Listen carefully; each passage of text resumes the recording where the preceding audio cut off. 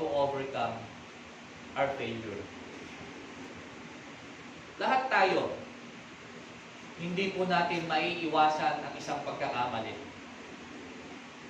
Because we are living. We are still human being. At sa pagiging tao natin, nandyan na yung bagay na hindi natin maiiwasan kung minsan ang magkamali. Magkamali ng pupuntahan, magkamali ng magiging desisyon. Kung minsan ang iba, sa akala natin tama, pagdating pala sa bandang huli, mali yung desisyon na napuntahan natin. So ito ba ay isang parusa ng Lord sa atin? Ito ba ay isang bagay na ipinaranas ng Lord sa atin para tayo ay i-down? Sa Bible, maraming tao ang mga nagkamali. Maraming man of God ang nagkamali. Si David, si King David, a man after God's own heart, napakalapit sa puso ng Diyos. Pero bakit dumating siya sa punto na nagkamali? Kasi na-deceive siya ng sarili niyang kagustuhan. Si King Solomon, pinakamatalinong tao na nabuhay sa mundo, humingi ng karunungan mula sa Diyos. Pero bakit dumating siya sa punto na tinalikuran niya ang Panginoon at sumamba siya sa Diyos-Diyosan? Dumating sa point ng kanilang buhay na nagkamali din sila. Pero ito ang mahalaga. Sa bawat pagkakamali natin, we need to overcome that failure. We need to overcome our mistakes. Kasi kung hindi, yan ang magdadaw at yan ang magpapahamak sa atin. Yung mga pagkakamali natin na yan ang magpapahamak sa atin kung hindi po natin yan mapagtatagumpayan. James chapter 3, verse 2. Sabi dito, we all stumble in many ways. Ang bawat isa, tayong lahat ay nagkakamali sa iba't ibang paraan. Hindi tayo exempted sa pagkakamali na yan. The thing is, minsan, may mga pagkakataon sa buhay natin na mas pinipili kasi natin na magkamali. Mas pinipili natin yung bagay na despite na alam na natin mali, mas pinipili pa natin na maging mali o magkamali. And that is the thing na mas mahirap at mas masakit kasi pinili natin na magkamali. Although lahat tayo ay may pagkakamali na nagagawa o magagawa o nagawa. Pero mas mahirap kung pipiliin natin yung magkamali. The longer you live, the more you will have to deal with failure. So habang nabubuhay tayo, hindi ko natin maiiwasan ang magkamali. Okay? When you do fail, don't give up.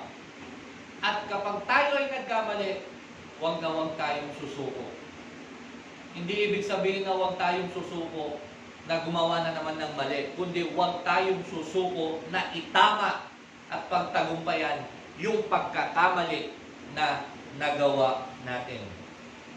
The key to overcoming failure is to recognize that it can be beneficial. Ang isa sa mga susi ng ating pagkakamali ay dapat isipin natin na yung pagkakamali na pinagdaanan natin ay magkakaroon o merong itinuturo ang Diyos sa atin na magagandang bagay. Kung bakit ka nagkamali, maaaring gusto kang patatagin ng Diyos. Maaaring gusto tayong pagtibayin ng Lord. Kung bakit tayo nagkamali sa ating mga desisyon noon. Maganda na mapagtagumpayan natin yan nang sa ganon ay hindi na tayo muling magkamali. God wants us to learn from our failures. Ang gusto ng Lord ay matuto tayo sa ating mga pagkakamali.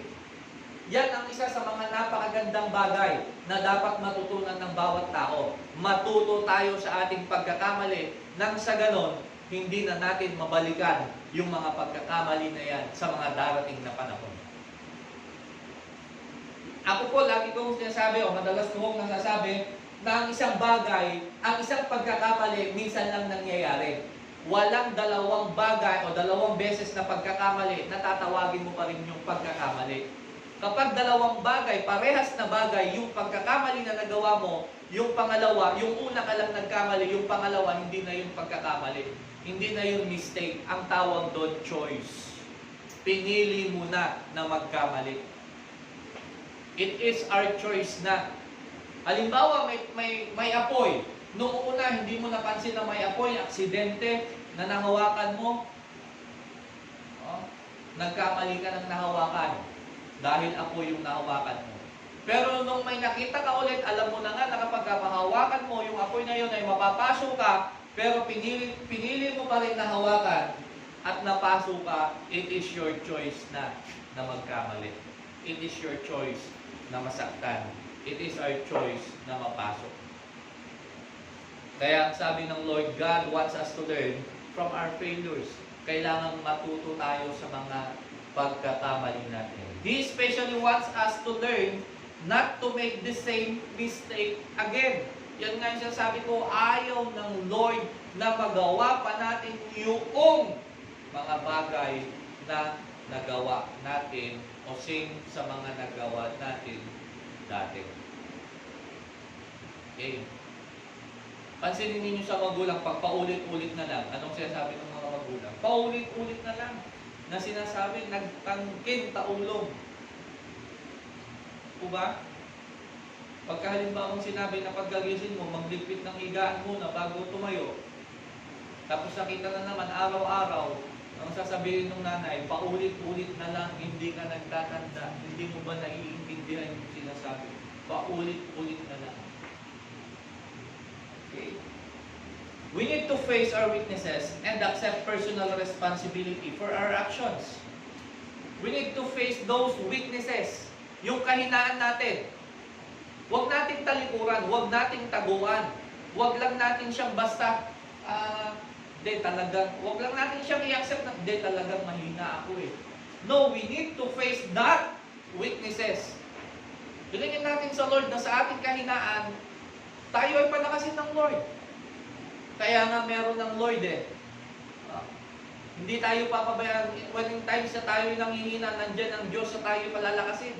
When times na tayo nabibigatan, nandyan ang Lord para tayo tulungan at para pagaanin yung mga nabibigatan. Kaya ang sabi niya, we need to face our weaknesses and accept personal responsibility for our actions. Responsibilidad natin ang bawat ginagalaw natin, hindi yan responsibility ng ibang tao. Kaya don't blame others for our mistake. Kasi it is our choice. Kahit sabihin pa ng ibang tao na ito ang gawin mo, ganito ang gawin mo, ganito ang puntahan mo, kung hindi mo papahintulutan, wala silang magagawa. But because we allow them, inalaw natin sila na magkaroon ng power sa ating desisyon, so nagkaroon ng pagkakataon ngayon na kapag ka nagkamali, humahanap tayo ng taong masisisi. Huwag tayong humanap ng taong masisisi. Because sometimes, or most of the time, we allow ourselves na magkamali. You cannot correct a problem, or you cannot correct a problem if you are not willing to face your problem. Diba? Hindi mo daw maitatama ang anumang problema kung ayaw mong harapin ang isang problema. Sabi niyan, you cannot correct a problem if you are not willing to face the problem. Sabi naman ng iba, how can you face the problem if the problem is your face? Paano nga? So, parang iisipin mo, somehow, parang may katotohanan. Paano mo maharapin ang problema kung yung paggising mo pa lang, yung mukha mo hindi na maipinta? Pagtingin mo sa salamin, ang makikita mo na ay problema. Hindi mo mabigyan hindi mo ma-push, hindi mo mabigyan ng lakas ng loob mismo yung nakikita mo doon sa salamin. Na instead na ikaw ang dapat mag-push doon sa sarili mo, Ikaw ang mag-advise, ikaw ang magpayo, ikaw ang magbigay ng lakas para sa kanya. Kapag nakita mo, lalo ka pang nanghihina. So, we need to face and correct that problem. Huwag nating tataguan, huwag nating tatakbuhan. If we want to overcome our failure, we need to face that problem. Ito ang maganda, but by grace of God, you can turn your failure into victory. Hindi naman talaga natin kayang mag-isa na pagtagumpayan. Wala pong nilalang na mag-isa lang yan talagang nanatagumpay. Meron at meron niyang kasama. Meron at meron po yan kasama kahit yung mga individual player. Huwag niyang sabihin na dahil lang sa kanya, kaya siya nanalo. Walang individual player o walang nag-champion o walang nagtagumpay nang saganang sarili niya lang nakakayanan. May mga tumulong dyan. Unang-una, ang Lord tinulungan siya, binigyan siya ng lakas, at may mga taong tumulong dyan. May kasama ang bawat tao na nagtatagumpay. Kaya ang lahat ng nagtatagumpay, may mga taong tumutulong sa kanya. Kaya ang taong ayaw magpatulong, hindi nagtatagumpay. Pero hindi naman yung tao na umaasa lagi sa tulong. Iba rin yun. Iba kasi, meron kasi yung tao na ayaw magpatulong dahil sa pride. Kaya ko to. Ayaw niyang magbigay ng credit balang araw at gusto niya na pagdating ng panahon, ang sasabihin niya, dahil sa sarili ko, kaya ito. Maraming mga tao ganyan. Dahil sa pagsusumikap ko, dahil sa paghihirap ko, totoo yan. Totoo yan, dahil nga sa pagsusumikap. Pero, aside sa yung pagsusumikap, minsan nakakalimutan ng mga tao na merong Diyos na gumabay sa Kanya doon sa Kanyang tagumpay. We need to bring the glory. We need to bring the credit unang-una sa Lord sa lahat ng meron tayo. Kaya nga po itong lakas natin ito, hindi tayo. Ang Lord ang nagbigay nito. Anumang meron tayo ngayon, may part dyan na sa sipag natin, sa diskarte natin, sa talino natin. But most of that part sa Lord nanggaling. Kaya our failure can turn into the victory if kasama natin ang Lord doon sa laban na yan. There are things we should do or we need to do. There are things para ma-overcome po natin ang failure sa buhay natin. First is accept the reality of failure. Kailangan nating tanggapin na dumarating sa buhay ng tao ang pagkakamali. Dumarating sa buhay ng tao ang pagbagsak. Ang sabi nga, di ba, yung topic natin na past few weeks, yung Ecclesiastes chapter 3 verse 1, di ba? In everything there is a season. Sa bawat bagay o ang bawat bagay may kanya-kanyang panahon. Kaya nga, we need to accept the reality of failure na darating at darating sa buhay ng isang tao ang pagbagsak o ang pagkakamali. Ang sabi dun sa isang kasabihan, ang buhay ng tao ay parang gulong. Minsan nasa ibabaw, minsan nasa itaas. Sabi naman ng isang pilosopo, bakit ako ang tagal na nasa ibabaw pa rin ang nasa ibabaw, hindi na ako pumunta sa taas. Sumagot naman yung isa, baka flat yung gulong mo. Ipahangin mo para gumulong. Ibig sabihin, baka naman kasi stagnant na siya doon. Wala siyang ginagawa. May problema na, may pagsubok na, wala siyang ginagawa. Okay? So accept the reality of failure. All human beings fails. All human beings fail. God is fully aware of your limitation. Alam ng Lord yung ating mga kahinaan. Alam ng Lord kung ano yung mga pagkukulang natin. Alam, sabi ng Psalms chapter 103 verse 14, for He knows how we are formed. He remembers that we are dust. God knows our limitations. And we must accept them as well. Kaya nga, di ba, alam ng Lord kung ano yung kahinaan natin eh. Alam ng Lord kung ano yung kakayanan natin. Kaya nga sabi doon sa 1 Corinthians chapter 10 verse 13, ang sabi niya, walang pagsubok na ibinigay sa inyo na hindi ninyo makakaya. Alam ng Diyos na makakaya natin yung mga pagsubok na meron tayo, kaya niya yan binibigay sa atin. Kaya sa bawat pagsubok na meron tayo, alam ng Lord na kaya natin yan. Kasi nga, ibinigay yan ng Lord sa atin dahil alam niya na kaya ng bawat isa. Hindi niya yan ibibigay kung hindi natin kaya. Wala kang makain, alam ng Lord na kaya mong magtiis ng gutom. Kasi kung hindi mo kaya magtiis ng gutom, hindi niya yan ibibigay. Nagkakaroon ka ng patong-patong na problema, patong-patong na pagsubok, kasi nga alam ng Lord na kaya mo. God knows our limitations. Alam yan ng Lord. True success is not avoiding failure, but learning what to do with it. Ang totoong pagtatagumpay o ang daan papunta sa pagtatagumpay ay hindi yung iniiwasan daw yung pagkakamali o takot magkamali. Yung ibig sabihin na hindi yung takot na magkamali na alam mo na ang mali, gagawin mo pa para alam mo. Kasi meron tayong mga desisyon sa buhay na ayaw nating sumubok minsan. Halimbawa, pagdating sa negosyo, ayaw natin subukan yung negosyo na ganito, kasi marami tayong mga naririnig na kung ano-ano. Sumubok ka, baka yun na yung plano ng Lord sa'yo. Huwag kang matakot magkamali, kasi kung tama yung gagawin mo, ang Lord pagpapalain ka niya. Ang Lord itatama ka niya. Ang Lord ituturo niya kung ano yung gagawin mo.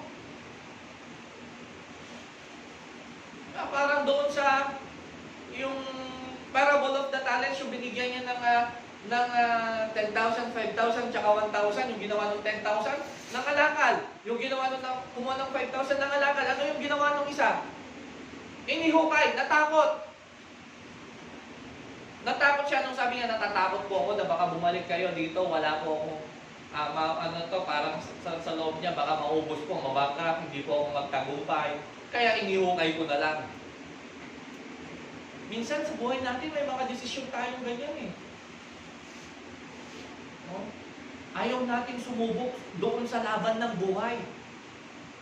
Ang tunay na success is hindi yung ayaw ko itong gawin para hindi ako magkamali. Natatakot akong gawin para hindi ako magkamali. Hindi natin pinag-uusapan dito yung mga maling bagay, kundi may mga desisyon tayo na alam naman natin na kuminsan parang nagdadalawang isip tayo, tama ba to? Yung pupuntahan ko? Magtatagumpay ba ako dito? O hindi? Hindi natin malalaman hanggat hindi natin susubukan. At kung nagkamali o magkamali man tayo, hindi man tayo magtagumpay sa isang bagay na yan, I'm sure, malaki ang matututunan natin yan para pag dumating doon sa susunod na gagawin natin, alam na natin yung mga bagay. Parang sa pagmamahal, yung iba natatakot magmahal. Kasi nga daw takot masaktan. Yung iba naman, nasasaktan na nga. Nagmamahal pa rin ng nagmamahal. Mali na nga. Mahal pa rin ng mahal. Tapos nasaktan na naman ako. Sabi niya, di bali best, manhid naman na ako. Kita niyo? Diba? Kailangan nating harapin at matutunan yung mga pagkakamali natin before. Pangalawa, we need to overcome the fear of failure. Yung takot magkamali. Yung takot masaktan. Kasama yan. Sa buhay ng isang tao, kasama ang pagkakamali. Pero yung takot, yung takot, madalas yan yung naglilid. At yan yung damage doon sa pagkakamali. Sabi nga, fear is more damaging than failure. Yung takot.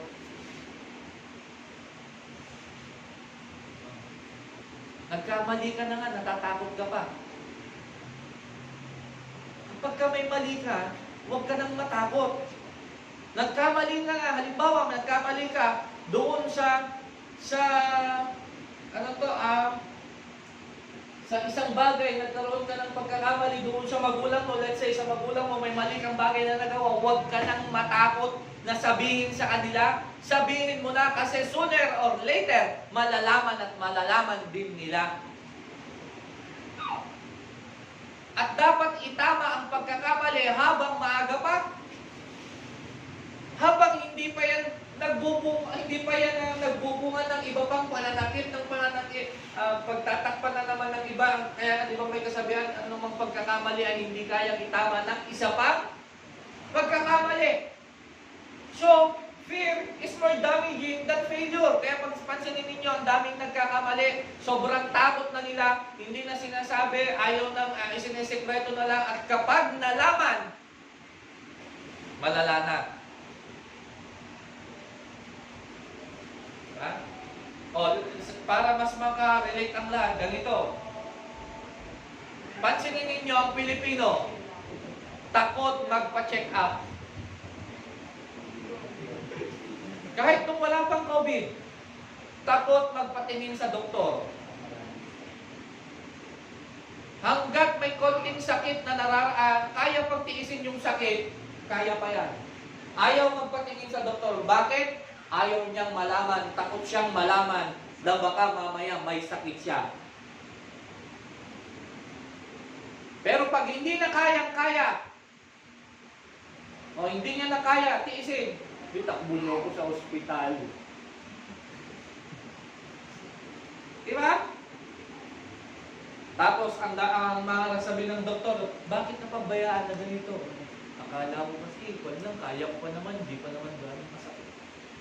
Kapag ka may sumakit sa katawan natin, yan yung natutunan ko. Ipatingin mo rin doon sa mga dalubhasa, yung mga nag-aral patungkol sa medisina. Nung time na hindi ko maigalaw, nung time na nasa Baguio, grabe, ang hirap, binubuhat ko yung paa ko. Ang sakit, hindi ako makabangon, hindi ako makatayo. Nung time na nag-dose bleed ako ng 30 minutes dito after nung prayer meeting, na yung mga kabataan, mas mauuna pang mahimatay kaysa sa akin sa nervyos.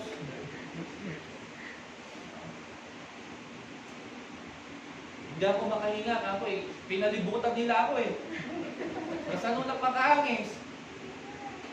Tapos ang pay-pay doon eh. Paldaran sa akin, pay-pay. Iso ka, lalo ka. Anak na makaangis. Pero nung time na yun, di ba? Natakot din ako. Actually, natakot din ako. Pero, natakot akong malaman kung ano yung katotohanan, pero dapat kong harapin yung katotohanan kung gusto kong itama yung mga pagkakamali ko noon. Alam ko may nagawa kong pagkakamali. Kasi noon, binata ako, wala naman talaga akong bisyo. Hindi naman kasi talaga bisyo yung pang ko eh. Yung hindi ko nasubukan yung magbisyo na yung uminom. Umiinom lang ako noon pagka occasional, pag JS namin. Ang JS, minsan lang naman. Yung graduation, ganun lang. Tsaka hindi talaga ako umiinom. Hindi rin ako, naninigarilyo ako noon, tumitikim lang ako. Tsaka lang ako naninigarilyo noon pag nanonood ako ng sine. Pwede kasi yun noon.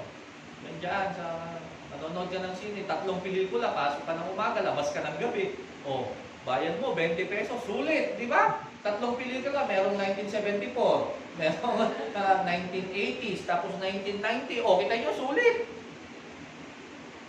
O, ang gagawin ko lang, yung parang gusto mo lang bang ma-experience, pero ang malaking alam ko na nagawa kong pagkakamali na inabuso ko sa katawan ko, soft drinks, ginawa kong tubig nung kabataan ko.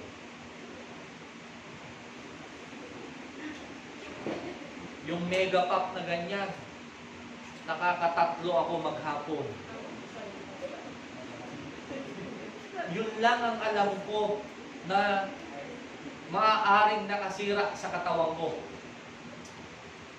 Na nagdahilan. Kaya sabi ko dun sa kay Clarence nung time na yun nga, na-hospital ako, nag-nose bleed ako. Natakot na ako kasi may lumabas sa ilong ko na ang laking dugo talagang iba yung namutla ako, nasa CR ako, tinawag ko yung asawa ko, di ka, babagsak ako. Punta ako, tapos, nandilim yung paningin ko, iba yung pandinig ko, nag-uusap sila, naririnig ko, pero ang naririnig ko, boses ng chipmunks, pag nag-uusap sila, tapos nakatulala lang daw ako. Nakikita ko si ate, si Mr. Alex, si Clarence, nakikita ko, kung ano nang ginagawa, parang nag-pray na sila, nag-intercede. Sabi ko, nung time na okay na, nung lumabas na ako, nag-desisyon kami, pupunta kami ng Manila, ipapacheck sa specialista kung ano talaga. At doon nga nakita na may bukol o ano. Anong gagawin ko? Matatakot ako na harapin yun? Hindi, dapat itama, dapat harapin yun eh. Para maitama habang maliit pa. Kasi kung hindi natin naharapin yung pagkakamali natin, kung matatakot tayo sa bawat pagkakamali natin, hindi natin yan maitatama. Kung natatakot kang sabihin sa magulang mo, yung pagkakamali na nagawa mo, hindi mo yan maitatama. But sooner or later, malalaman at malalaman din yan. Kaya dapat habang maaga pa, masabi mo na. Tanggapin mo. Kung may masakit na masasabi, bakit? May pagkakamali. Alam ka naman, halimbawa, nagkamali ka, Nay, bagsak po ako. Nay, ang totoo po kasi hindi po ako nag-aaral, hindi po ako nagre-review, balog po ako. Alam ka namang sabihin ng anak mo, good job. Palakpakan. Sabi? Hindi. Pagagalitan ka talaga. But sooner or later, malalaman at malalaman niya. Diba? Kasi, ano yan, mag-i-expect ka niya. Halimbawa, graduating ka. O, graduation na. Nagpariban pa yung nanay mo. Tapos sasabihin na hindi ako graduate. Tsaka lang malalaman, excited pa, pinamalita niya pa sa mga kapitbahay, sa mga kumari niya, nagpahanda pa. Tapos hindi ako graduate. Bakit? Hindi pa ako pumapasok. Saan ka pumupunta? Lagi ka namang umaalis ng bahay. Sa boyfriend ko po. Sa girlfriend ko po. Ito nga po, yung birth certificate. Nung apo nyo, imbis na diploma, birth certificate, yung ibibigay. Anong sa tingin ng mata nung anak na gano'n ang ginagawa? Matutuwa? Ay, thank you Lord, yung anak ko dati isa lang, ngayon 3 na silang bumalik, sabi? Siyempre, magagalit. Pero doon sa pagharap ng pagkakamali, diyan ang simula para maitama yung ating pagkakamali. Focus on your goals, not on your fears. Mag-focus tayo kung ano yung gusto natin, yung ginagol natin, huwag doon sa takot tayo. Balang araw magiging engineer ako. Balang araw magiging teacher ako. Doon ka mag-focus, huwag doon sa fears, huwag doon sa takot. Paano ko magagawa yun? Hindi naman ako marunong sa ganito. Paano ko magagawa yun? Nakakatakot naman humarap. Huwag kang mag-focus doon sa takot. Mag-focus tayo doon sa goals natin. Huwag natin kakalimutan na andyan ang Lord lagi sa ating sa ating buhay. Nandyan ang Lord lagi sa ating tabi para suportahan tayo doon sa mga ginagawa natin. And sabi ng 2 Timothy chapter 1 verse 7, God hath not given us the spirit of fear, but of power and of love and of a sound mind. Hindi tayo binigyan ng Diyos ng espiritu ng katapangan o ng kaduwagan. Hindi tayo binigyan ng Lord ng spirit of fear. Kaya huwag tayong dapat magpadala doon sa takot na meron tayo. Halimbawa, ang gusto mo talaga is maging isang accountant, pero lagi kang bagsak sa math. Huwag kang matakot sumubok. Magtiwala ka sa Lord, at syempre sabayan natin ng yung perseverance at yung sincerity doon sa pag-aaral. Kasi hindi talaga natin yan ma-achieve kung gusto mong mag-accountant, mahina ka na nga sa math, eh, hindi ka pa nag-aaral talaga ng mabuti doon sa math. Kapag dating ng math, maturog ka dyan. Lalo ngayon, online, usong-uso yan. Bakit naka-off yung cam? Eh, ma'am, mahina po yung internet pag naka-open. Nakahiga naman pala, nakikinig lang. Or, nanonood ng kung ano-ano mga pinapanood. O tapos, gagawin na lang, magpo-post, pasahan na ng kinakabahan ako pag makikita ko yung grades ko. Gano'n. Magko-comment sana ako eh. Kaya ka kinakabahan, hindi ka siguro nag-aral. Gano'n lang naman ang mga kinakabahan, di ba? O, pansinin ninyo yung taong may kasalanan pag guilty. Kinakabahan yan. Pag may nagawa kang mali sa magulang mo, makita mo pa lang yung tatay mo na nakasimangot, ganyan kinakabahan ka na. Hindi naman pala talaga galit. Di ba? Nasisilaw lang dun sa araw. Parang balik na si tatay. Philippians chapter 4 verse 6, do not be anxious about anything, but in everything, by prayer and petition, with thanksgiving, present your requests to God. Huwag mo daw alalahanin ng ibang bagay, ang anumang mga bagay, ang natin intindihin ang mga maraming bagay. Kailangan natin, kapag kinausap natin ang Lord, nandyan ang Lord. Sa ating mga pananalangin, magpasalamat tayo sa Lord. Iasa natin sa Lord. Magtiwala tayo sa Diyos na kaya ng Diyos ang lahat ng bagay sa atin na gawin. Yun ang plano ng Lord sa atin. Kaya, fear and anxiety can paralyze your creativity and generate a confusing inner conflict. Fear and anxiety can paralyze your creativity. Yung takot kasi natin eh. No, yan na yung parang, wala na, hindi na tayo makakagalaw. Hindi na tayo pwede mapala. Wala na tayong kayang gawin kasi nga takot na tayo.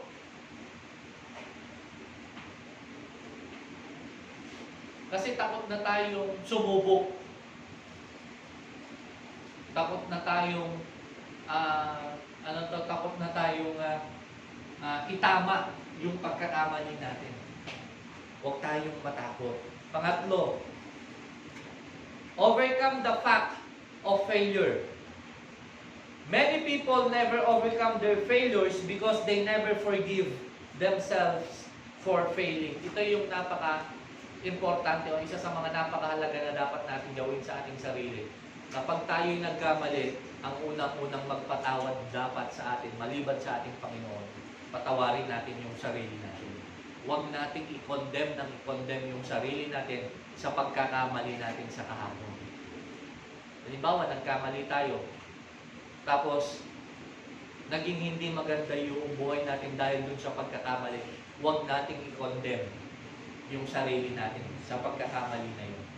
Ihingi natin ng tawad sa Lord, humingi tayo ng tawad sa kung sino yung involved. Higit sa lahat, humingi tayo ng tawad sa sarili natin at patawarin natin yung sarili natin. And then, after that, after po nun, magkaroon tayo ng panibagong buhay. Huwag tayong maging alipin ng pagkakamali natin. Yan ang gusto ng kaaway eh. Ini-inject lang ng ini-inject yan yung pagkakamali. Kapag gusto mo nang mag-record, papakita ng Lord ng kaaway sa'yo kung ano ka noon. Ito ka noon, tapos mag-serve ka. Dati, ganito ka. Tapos ngayon, alive ka na. Papakita niya, hindi, tatawanan ka lang ng mga yan. Hindi, huwag kang pupunta doon, huwag ka nang babalik doon. Nakakahiya. I-inject na yan ng kaaway. Tandaan natin, huwag tayong masyadong maging harsh sa sarili natin. Kasi yan yung magiging dahilan para hindi natin mapagtagumpayan yung ating mga plano, mga bagay na ginugusto natin. Instead of moving beyond failure to success, they continue to punish themselves with self-inflicted guilt. Ito yung ginagawa ng mga taong sinisisi yung kanyang sarili. No? Despite na makapunta sila o mag-move on, patawarin yung sarili, ini-inflict pa nila, sinisisi yung kanilang sarili hanggang sa dumating nga doon sa time na depression yung maramdaman niya, at kaya maraming tao na nadidepress, nagkinikitil nila ang kanilang buhay. Dahil sa tingin nila, kasalanan nila ng kasalanan ng lahat ng nangyayari. Kung hindi dahil sa kanila, maraming hindi mapapahamak. Oo, may mga bagay po na nangyayari na ganyan, na dahil po sa atin, may mga napahamak. But, do not be harsh on ourselves. Humingi tayo ng tawad, at yun ang tama, patawarin din natin ang ating sarili. And move forward para itama yung pagkakamali na meron tayo at gumawa tayo ng pagkakataon na mamuhay ulit ng normal at mamuhay sang ayon doon sa mga plano na meron ng Diyos at meron tayo. If you have failed, admit it and start over. Nagkamali tayo, bumagsak tayo, tanggapin natin. And then, start again. Kasi kung nagkamali tayo, hindi natin tinanggap, sinisi na lang natin ang sinisi sa sarili natin, hindi na tayo makakalakad. Hindi na tayo makakabukod. Hindi na tayo makakapagsimula muli. May kasama ako sa Korea. Tagal niya ng pangarap maging teacher. Nagtrabaho muna. Mag-asawa na, may anak na, 3 na yung anak. May asawa, nasa 40s na yata siya. 40s. Mas matanda siya sa akin. Matanda siya ng 16 years sa akin. Nasa 40s na siya. Okay, sabi niya, na kailan na nakachat ko siya. Sabi niya, ito po talaga yung bumalik kasi siya sa pag-aaral. Biruin nyo, nasa 40s na, nag-aaral po rin ng college, no?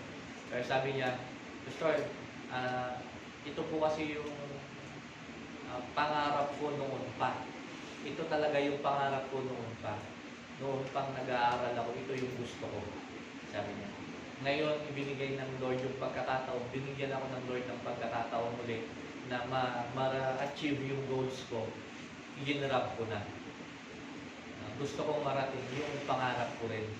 So, hindi huli ang lahat. Kapag may pagkakamali tayo noon, kasi nga nakapag-asawa siya noon, hindi natapos yung pag-aaral, kasi pagka nakapag-asawa na, hindi na may priority yung yung pag-aaral. That is one of the reason kung bakit ako nag-abroad, pumunta ng Korea, at para gusto ko na makapagtapos yung ang misis ko. Kasi nga, nung nagkasawa na kami, hindi siya nakapagtapos. So, may pagkakamali ako na nagawa eh. May pagkakamali ako nagawa na para sa kanya. Na naging dahilan para sumama ang loob ng mga magulang niya sa kanya. Pero although kahit nawala na yung sama ng loob, pero at iba pa rin yung pangarap nila eh. Kaya nung nandun ako sa abroad, sabi ko, mag-aral ka ulit. Kaya pinagtapos ko siya na mag-aral. Kasi gusto ko rin makita at maitama yung pagkakamali namin noon. Kaya hindi pa huli ang lahat. Hindi pa huli ang lahat. Kung may pagkakamali tayo, we need to start over. Saan ba tayo nagsimula? Kung malayo na yung simula, balikan natin. Balikan natin. At pasasaan ba't unti-unti mararating din natin at malalagpasan natin kung saan tayo huminto, malalagpasan natin yan at makakarating tayo doon sa finish line ng ating mga pangarap. Hindi huli ang lahat. Baka sabi ng kasabihan, habang may buhay, may pag-asa. Habang may pangarap, habang may nangangarap, may nakakaabot ng kanyang pangarap. To fail is not to be a failure. Everyone fails sooner or later. The key to success is determining how you will handle your failure. Isa sa mga susi is to determine how you handle your failure. Paano mo daw mahahawakan o paano natin gagawin o hahawakan o paano natin isa sa buhay o ano ang matututunan natin doon sa mga pagkakamali na meron tayo. If you try to hide it, it will haunt you. If you confess it, you can conquer it. Kapag ito itinago mo, hahanapin ka niyan. Ano yung sinasabi na may sarili kang takot sa sariling multo? Pero pag yan ay sinabi mo, mapagtatagumpayan mo. Bakit? Makakalaya ka na doon sa nagpapabigat sa'yo. Magiging malaya ka doon sa magiging malaya ka doon sa mga nagpapabigat sa'yo na matagal mo nang kinikimkim. Magiging free ka na sa bagay na yon at makakapagsimula ka na ulit. Kasi nga, malaya ka na. Hindi ka nakakanta ng kung malaya lang ako. O dun sa mga may edad, please release me. Forgive yourselves or yourself and accept God's forgiveness as a genuine expression of His grace. Pero wag naman natin gawing excuse yung grace ng Lord. Hindi sige alam ko namang mali ito, pero gagawin ko kasi meron naman ang grace ng Lord. Patatawarin naman ako. Hindi po ganon. Hindi po ganon. Magkamali tayo, patawarin natin ang sarili natin, humingi tayo ng tawad sa Lord, and then i-accept natin yung grace ng Lord, yung pagpapatawad ng Lord. Andyan lang naman ang Lord eh. Papatawarin niya tayo lagi. Hindi tayo matitiis ng Lord as long as we are sincere na hihingi ng tawad sa ating Panginoon. Kasi ganyan tayo kamahal ng Lord. Hindi niya tayo bibiguin. At sana matuto tayo doon sa mga pagkakamali na meron tayo. Pang-apat, that we should do to overcome our failure.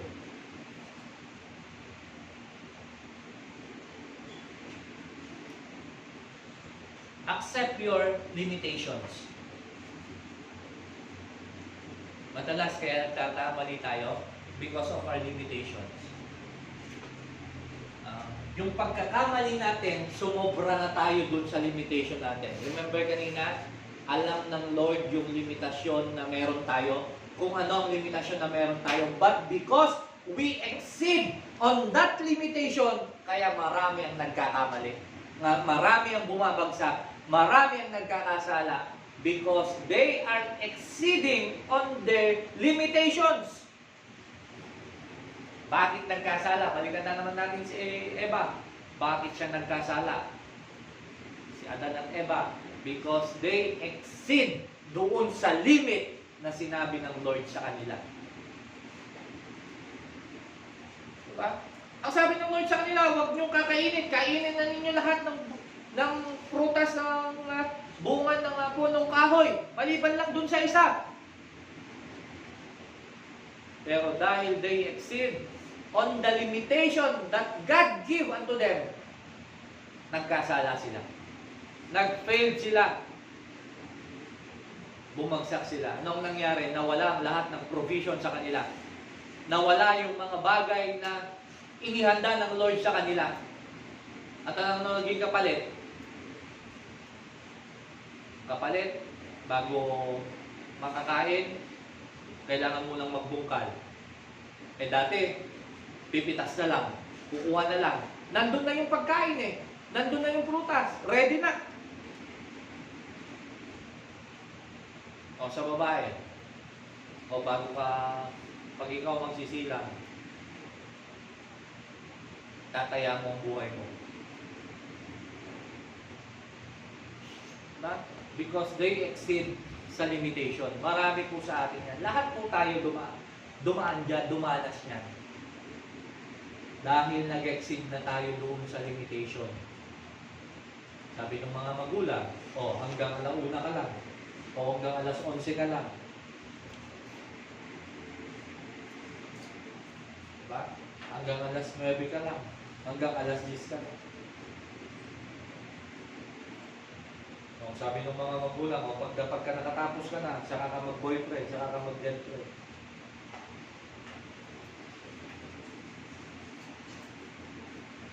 Diba?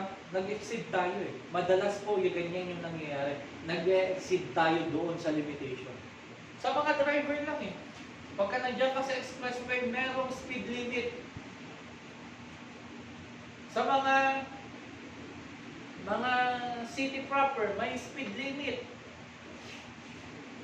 At kapag ka nag-exceed ka doon, hulihin ka. O sa ibang bansa, kahit expressway, pag sinabing 80 kilometers, 80 miles per hour lang ang takbo mo, dapat 80 lang. Kasi kahit walang nakakakita na mga pulis, may CCTV, may camera, makikita. Kaya dapat nandun ka lang. Bawal mag-exceed. Pag nag-exceed ka, face the consequences. And that's why ang dami nating failure. Because we exceed on our limitations. Sometimes, kapag ka nag-fail na tayo, ayaw nating harapin yung consequences. Some of us think we have failed when in fact simply have not recognized our limitations.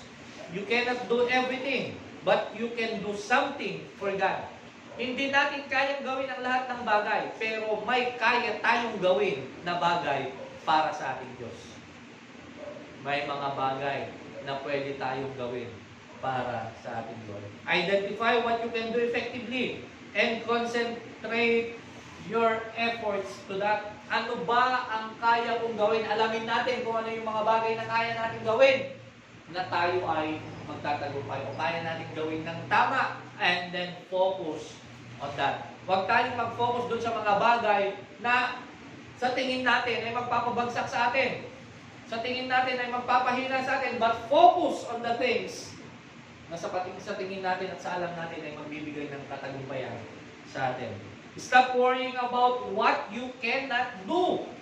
Huwag natin wino-worry yung mga bagay na hindi natin kayang gawin.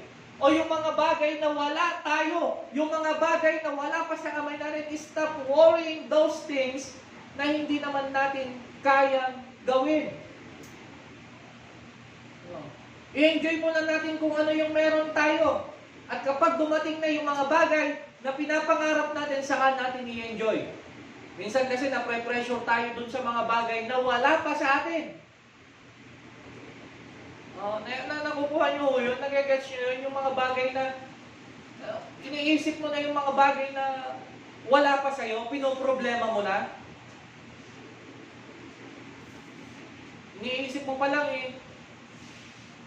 pagka sa Pasko ako, ganito, bibili ako lang ganito yung handa namin.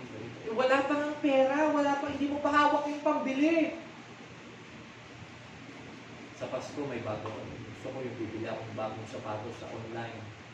Padala ko yung ganitong kulay, yung sapatos, 3. Wala pa nga. Pagka meron na, saka ka umorder. I'm sure marami. Napuyat na naman. Gabi. Ano ba ngayon? O kahapon. Mga 12. Pasalamat na ba kayo kay Kuya Will? Proverbs 24 verse 16. For though a righteous man falls 7 times, he rises again. But the wicked are brought down by calamity. Sabi niya sa Tagalog, basahin natin sa Tagalog. yung Proverbs 24, verse 16.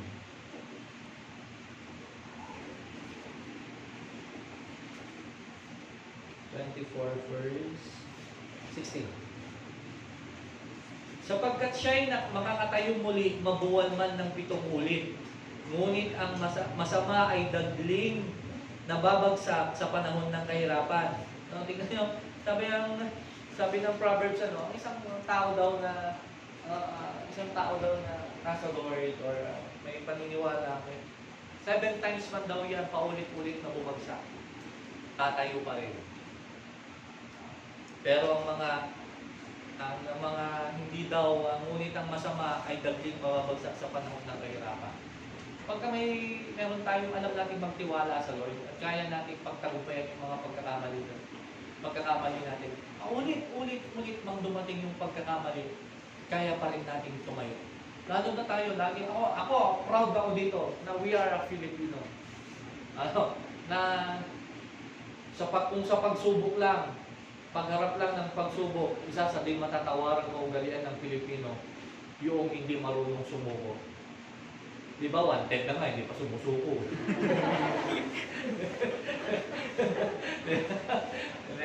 Ang ibig kong sabihin, sa panahon ng mga problema, ang Pilipino, number 1, hindi yan susuko.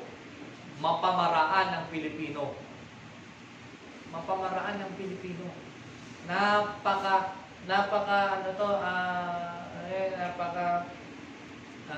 Pilipino talaga is handang lumaban yan. Pero nyo, may pagsubok na, nakangiti pa rin yan.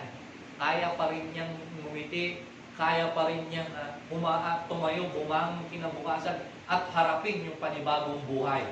Ganyan ang Pilipino. Pero ano na lang ang magiging bunga kapag yung ganitong attitude na meron tayo, isasamahan pa natin ng pagtitiwala sa Panginoon. Diba? Napakaganda. Hindi marunong sumuko ang Pilipino. Laban lang yan ng laban. Kung pati nga sa appliances, na-achieve yan na-adapt ng mga appliances natin di ba?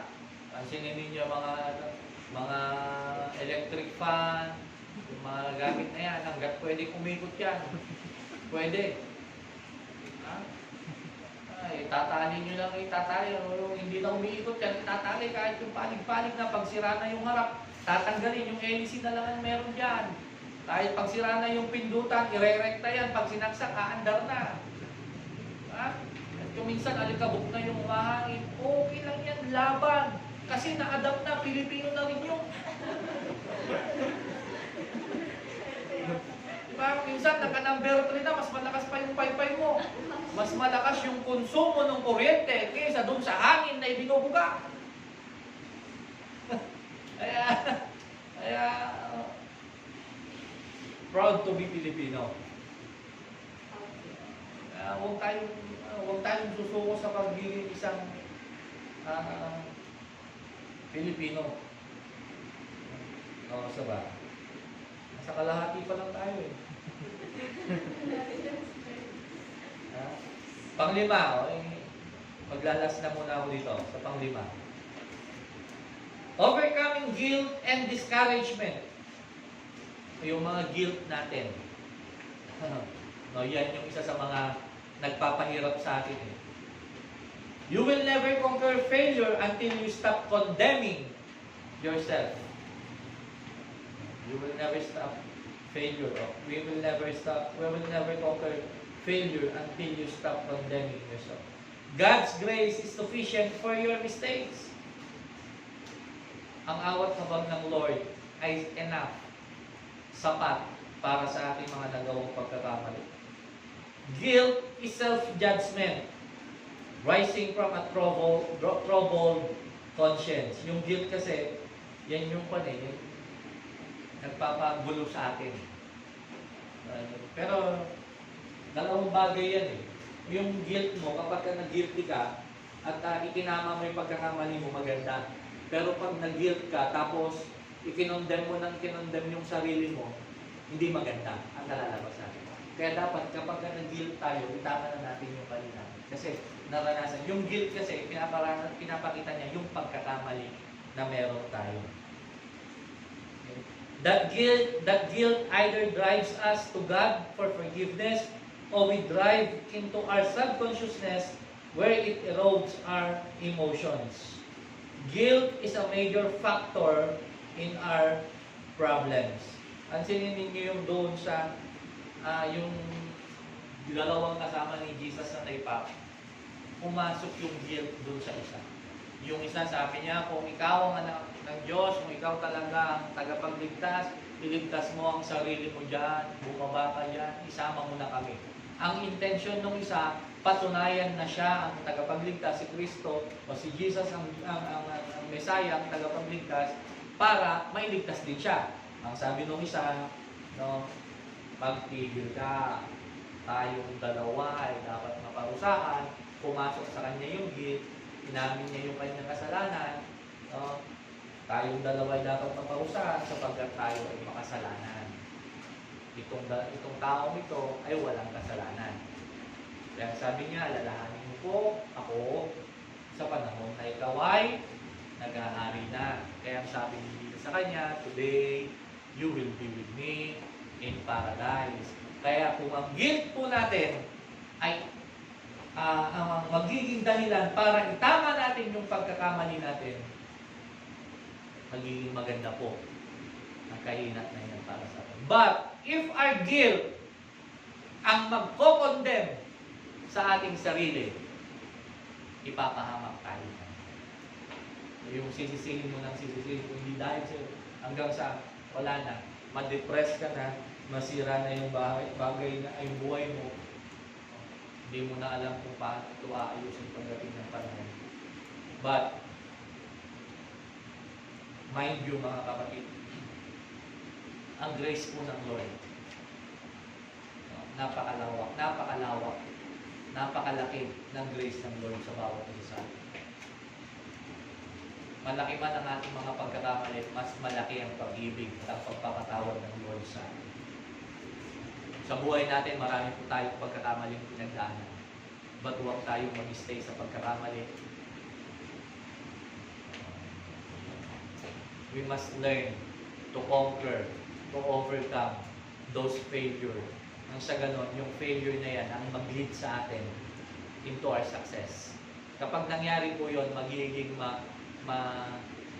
matatag tayo sa mga pagsubok na darating pa sa atin. So, we will continue it sa mga susunod na linggo nang sa ganon ay matapos natin to.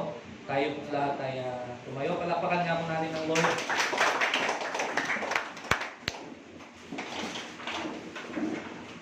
Tayo po manalangin at magpasalamat sa Panginoon. Ama namin, salamat po Panginoon sa iyong pagsama sa amin sa umagang ito. Salamat sa iyong mga katuruan. Salamat po Diyos dahil despite of our mistakes, our failure, Father God, you still there para itama po kami. Bigyan ng pagkakataon na kami Panginoon ay muling makabangon. Lord, lead us, Father God, doon sa daan patungo sa katagumpayan.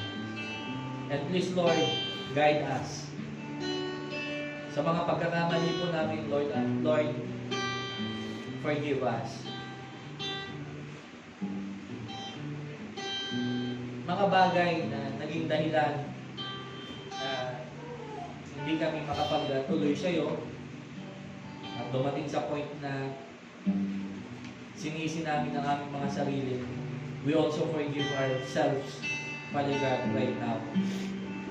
Nang sa ganang Panginoon ay magkaroon ng kalayaan ng aming mga buhay, ng aming mga puso, at muling magsimula sa kung ano yung mga hindi namin natapos.